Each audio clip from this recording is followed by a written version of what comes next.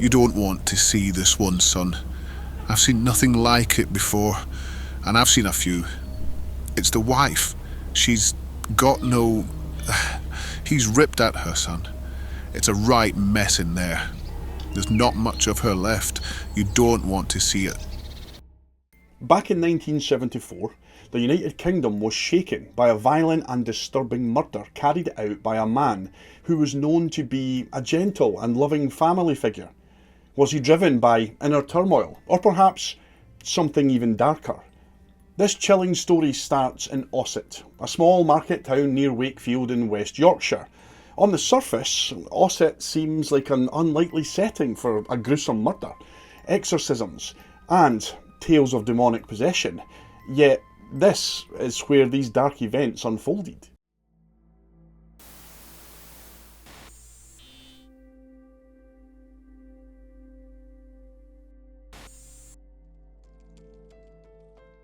In 1974, the Taylor family lived in the Havercroft area of Ossett. The family included 31-year-old Michael Taylor, his wife Christine, their 5 children and their dog. Friends and neighbours saw the Taylors as a cheerful and happy family, with Michael in particular being known as a mild-mannered man who was a kind and loving father and husband. However, it was observed that Michael occasionally struggled with bouts of mild depression, likely stemming from a serious back injury that he had suffered years earlier. This injury left him in chronic pain and made it very difficult for him to secure any long-term employment. Other than this though, there didn't appear to be anything out of the ordinary in the Taylor household. Ossett, at that time, was a deeply religious community where most people regularly attended church services. The Taylors, however, well, they weren't especially religious and rarely went to the nearby church. Believing that Michael's bouts of depression might be alleviated through spiritual means, his friend Barbara Wardman decided to introduce him to a church group known as the Christian Fellowship Group. This was led by a 21-year-old pastor named Marie Robinson. Although Michael had never been particularly religious in his life, he soon started attending the group's meetings regularly, and he quickly became an active participant in the congregation. He grew familiar with their teachings and found himself captivated by the dynamic and charismatic Marie Robinson. Michael started spending an unusually large amount of time with Marie, attending more and more of the group's meetings and gatherings.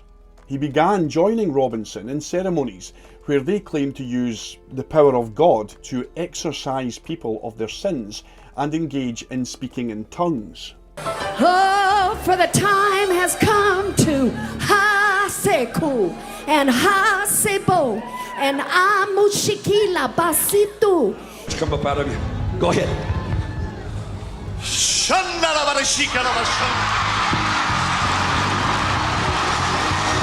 Geniando zdugsi kukla namen breme esto, stelogla hamalana, lelo lendile enkren in stelest karatak. Michael and Marie also started performing private rituals together, spending entire nights making the sign of the cross at each other to fend off what they believed to be the evil power of the full moon. Before long, it was obvious to the rest of the congregation that Michael had developed a deep fascination with Marie.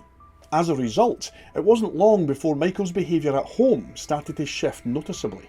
He spent less and less time with his wife and his family, and when he was around, well, he was moody, he was irritable, and frequently argumentative. This was in stark contrast to the easygoing and peaceful person that he used to be. It didn't take long for those around him to suspect that this church group was having a negative impact on him and his behaviour. The drastic change in Michael's personality, along with his strange beliefs, erratic behaviour and worsening attitude, well, it was obvious to anyone who knew him, especially to his wife, Christine, who, well, she clearly noticed his infatuation with this Marie Robinson at the church. During one congregation, Christine decided to confront Michael publicly about his relationship with Marie Robinson, accusing him outright of being unfaithful in front of everyone. As unsettling as things already were, this confrontation marked the beginning of an even darker shift in Michael's personality. Michael had claimed that he felt an evil influence had taken hold of him, and under this perceived force, he suddenly turned his fury not on Christine, but on Marie Robinson. He erupted in both physical and verbal aggression, causing such a scene that several church members had to step in and physically restrain him, fearing for his safety and, of course, the safety of others in the church. Perhaps as a good example of this religious mania that was running through this group, Marie Robinson herself later on testified as to what happened when Michael attacked her. She would go on to say, "I suddenly glanced at Mike and his whole features changed. He looked almost bestial. He kept looking at me and there was a really wild look in his eyes. I started screaming at him out of fear. I started speaking in tongues. Mike also screamed at me in tongues. I was on the verge of death and I seemed to come to my senses. I knew that only the name of Jesus would save me, and I just started saying over and over again, Jesus. When Christine heard me calling on the name of Jesus, she started saying it too, and I believe firmly that it was only by calling on his name that I was not killed." Michael would claim later on to have had no memory at all of this incident. Incredibly though, despite the terrifying outburst, the next day Michael received full forgiveness and absolution from Marie Robinson. However, the rest of the congregation, well, they just couldn't shake the memory of what had happened, and they kept a close watch on wee Michael after the incident. It quickly became clear that Michael's worsening and uncharacteristic behaviour was not just a phase, but it was also steadily deteriorating, indicating that there was a serious decline in his mental state. The situation grew so alarming that several local ministers had to get involved, concluding that Michael, well, he might be under the sway of demonic forces. Eventually, the local vicar made the controversial decision to perform an exorcism on Michael. So, two ministers, Father Peter Vincent and Reverend Raymond Smith, well, they were called in to perform this exorcism. The ritual was scheduled for midnight on October 5th of 1974 at St Thames Church in Barnsley. That night, in front of the Christian Fellowship Group congregation, the ministers began the intense and distressing ritual, which would continue throughout the night and well into the following morning. As soon as this exorcism began, Michael went into an uncontrollable convulsion, fits and episodes of scratching, spitting and biting, forcing the ministers to tie him down to the floor. Over the next 8 hours, he endured a series of distressing treatments, including having crucifixes pushed into his mouth and being drenched with holy water. Throughout this entire ordeal, Michael continued to growl and snap at anyone who came near him. The priests leading this exorcism claimed that they had identified around 40 demonic entities within Michael, each embodying traits such as incest, bestiality, blasphemy, lewdness, heresy, masochism, and carnal knowledge. These supposed demons reportedly did not leave Michael easily, each one needing to be dragged out kicking and screaming. After 8 grueling hours of this intense ritual, by 8 AM on October 6 of 1974, the exhausted priests were no longer able to continue. Strangely, it was decided that the exorcism would have to be finished at a later time, although the priests claimed that 3 demons, those of insanity, anger and murder, well, they were still stubbornly possessing Michael and had not been successfully removed yet. It seems that some members of the congregation who witnessed the exorcism, well, they were inclined to believe in its supernatural elements. For instance, Margaret Smith, the wife of one of these ministers, well, she later claimed that she received a mental warning from what she believed was God. This warning allegedly foretold that a demon of murder was about to escape from Michael and would go on to kill Christine.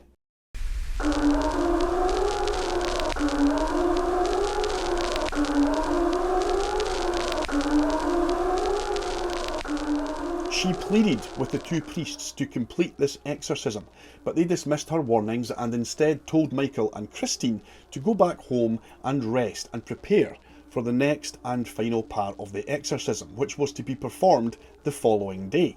Whether or not there were actual demons still affecting Michael Taylor, or if he had spiralled into full-blown psychosis due to these night's events, what happened next was nothing short of sheer horror and madness. So, it was around 9:45 AM on October 7th, just 2 hours after Michael and Christine had returned home to rest for the next phase of the exorcism. A police patrol car cruising through the usually quiet streets of Ossett came across a scene that was both shocking and deeply unsettling. As police constable Ian Walker rounded a corner, he was stunned to see a man staggering down the street, bearing in mind this was 9:45 in the morning. He was completely naked and drenched in blood from head to toe. The blood covered his entire body. When PC Walker stopped the car and went to investigate, he saw the man curling into a fetal position on the ground, repeatedly ranting and screaming, "It is the blood of Satan." Naturally, the scene attracted a crowd of onlookers. I mean, everybody wanted to know what was going on in this quiet little town, some of whom recognised the disturbed man as Michael Taylor. The police officers who arrived on the scene quickly called for an ambulance, concerned that Michael might have injured himself or maybe someone else. They tried their very best to communicate with him and calm him down from the state that he was in, but he remained frenzied, continued to scream and ran incoherently about Satan. As the ambulance arrived and Michael was loaded into it, he kept on screaming relentlessly. The crowd that had gathered around the scene informed the police that the deranged man was indeed Michael Taylor, and they were able to give them his address. The patrol car then headed to Michael's home to investigate further. When PC Walker arrived at the Taylor house, he was taken aback and somewhat uneasy to see that there was a police car already there. He later learned that the police car had been called by anxious neighbours who had heard a disturbance inside the Taylor home.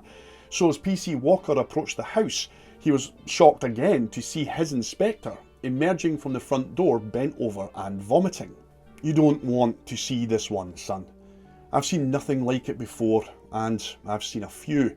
It's the wife. She's got no... He's ripped at her, son. It's a right mess in there.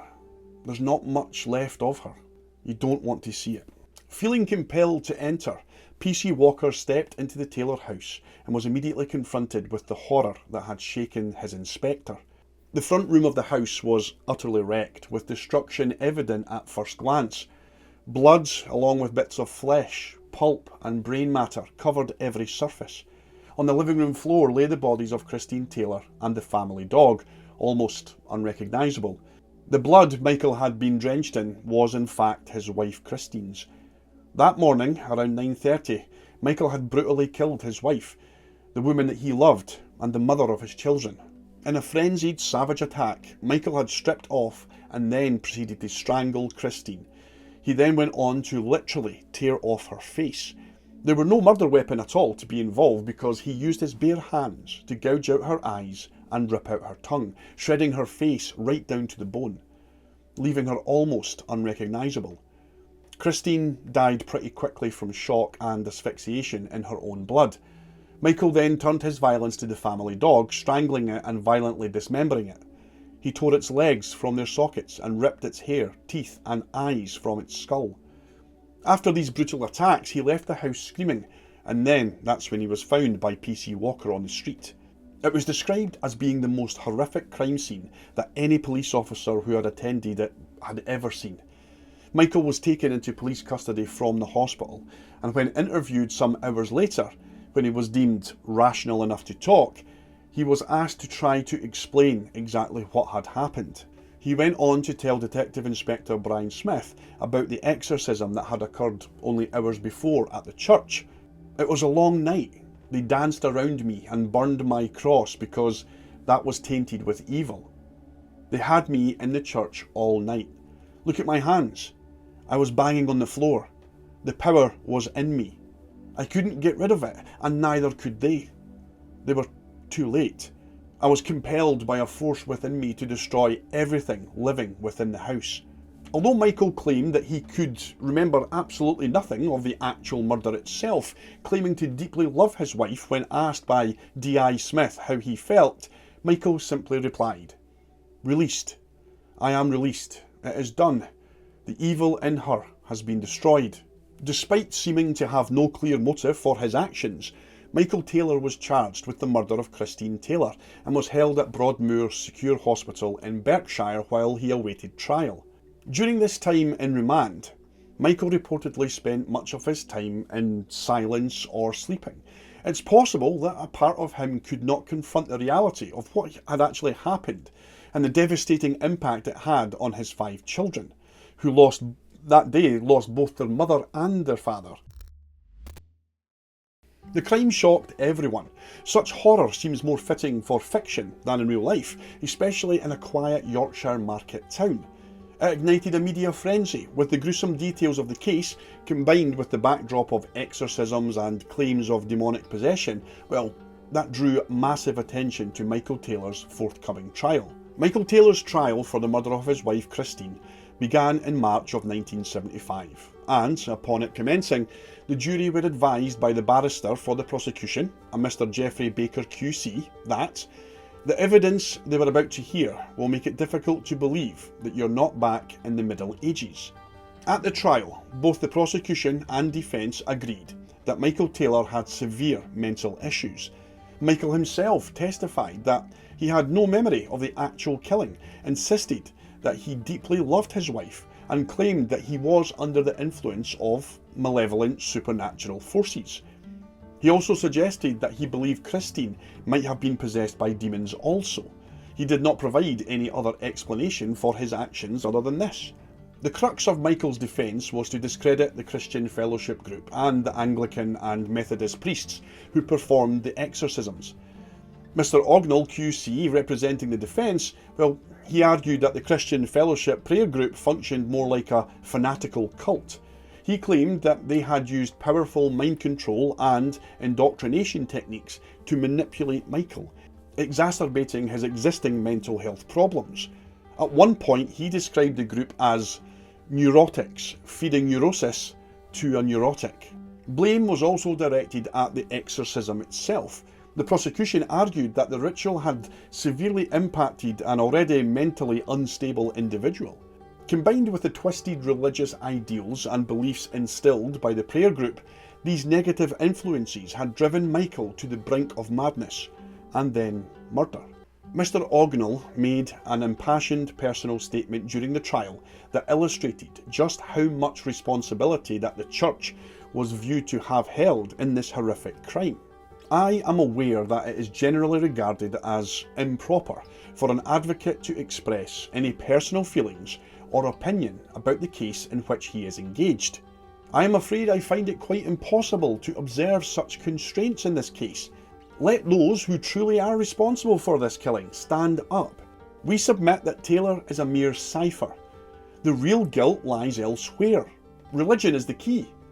Those who have been referred to in evidence, and those clerics in particular, should be with him in spirit now in this building, and each day he is incarcerated in Broadmoor, and not least on the day he must endure the bitter reunion with his 5 motherless children. The jury declared Michael Taylor not guilty of his wife's murder by reason of insanity. Found to be both clinically and legally insane, he was committed to Broadmoor Secure Hospital for 2 years. Afterward, he spent an additional 2 years at Bradford Royal Infirmary before being released back into society, reportedly having been cured. This trial sparked a public outcry against the practice of exorcisms within the church, leading to it being the last recorded exorcism conducted by the Anglican Church. Despite the controversy, the church defended its actions vigorously, as you would expect. Throughout the trial, and in the years that followed, Father Peter Vincent, the chief Anglican priest responsible for Michael's exorcism, well, he steadfastly maintained that Michael Taylor had been genuinely possessed by demons, and that the Ossett case was a true instance of demonic possession. Father Vincent's career in the church was unaffected following the case, and even he seemed to be almost having little consideration for a family destroyed in the horror of what happened. He would only simply say, "God will bring good out of this in his own way." It was only Peter Vincent's partner in exorcism, the Reverend Raymond Smith, that seemed to admit that the situation, well, had not been handled well, and that the exorcism itself had indeed failed. He was quoted in saying, "If people come to me in trouble of any kind, I will try to help. I would give such comfort as I could, but I am only an ordinary human being with human failings. So, what happened to Michael Taylor after all this? After his release from the hospital, it's reported that he returned to live back in Ossett. I mean, I can only speculate about the nature of his relationships in the community following such a horrific ordeal. It's unclear what his relationship with his children was like, if there was any relationship at all. Rebuilding a life after such a traumatic and violent episode must have been an incredibly challenging process for anybody. How would anyone even begin to start over after experiencing and causing such profound horror? In the years following his release, Michael Taylor continued to exhibit unusual behaviour and struggled with ongoing depression, making a total of 4 suicide attempts. These attempts included cutting his wrists and jumping from a bridge, which resulted in severe injuries to his back and legs. Despite the sensational and chilling nature of this crime, Michael faded from the public eye and media attention, living largely out of the spotlight for many years. But Michael Taylor would enter the news again in July of 2005, when he was arrested for sexually harassing and having inappropriate conduct with an underage girl. During his court hearing on these charges, Taylor was said to have told the police that it was all his fault, and then he said, "Am I going to Broadmoor for murdering my wife?" Taylor spent a week in custody over this sexual assault, during which his psychiatric issues from 1975 seemed to resurface. However, after being granted bail, these problems seemed to vanish. His past charges from 30 years earlier were considered irrelevant to the current case, and he was assessed on having a low to medium risk of reoffending. Are you kidding me? This resulted in a relatively light sentence of just 3 years of community service, coupled with a requirement for psychiatric treatment. The Michael Taylor case and the Ossett exorcist murder bring up a lot of intriguing questions. Can someone who committed such a brutal crime and was deemed insane really be ready to integrate back into society after just 4 years? Is evil something external that can take over a person, or does it always come from within? This case might hint at supernatural elements, but what if there were actual demons that can possess people and make them commit terrible acts that they wouldn't normally do? Or is it all just a severe case of psychosis? Over the years, many people tied to the Ossett murders have grappled with these questions deeply. 5 children, who are likely grown and have families of their own now, lost their mother in a way that will forever haunt them. How does anyone even start to piece together their lives after such unimaginable trauma? Michael Taylor, tormented by his inability to grasp his own actions, has tried to end his life several times. The jurors and court officials who witnessed the trial will never erase from their memories the shocking crime scene photos and the harrowing testimonies that they were exposed to that day. Yet, perhaps the true impact of the case is best captured by PC Ian Walker's reflection on it. Years after his retirement, he shared his thoughts as one of the officers on the scene, offering a glimpse into the profound effect that the case had on all those involved. Of all the incidents in which I was involved in 30 years of police work, nothing affected me like this one.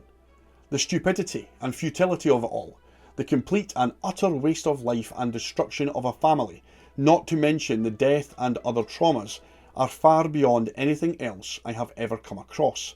Obviously, my wife asked questions, but there are some things that you do not take home, and this was one of them. However, within the next 24 to 48 hours, the news hit the national newspapers and the TV news bulletins. You just bury it and get on with your life as best you can. Before this event, I was agnostic, and now I'm an atheist. So, that's it for this video, folks. Thanks for taking the time to watch. If you've gotten this far, then maybe consider leaving your thoughts on this case in the comments below. And while you're down there, you may as well subscribe so you don't miss any more of my content. In the meantime, please stay safe out there. Tell someone that you love them, and remember, no matter what, keep smiling.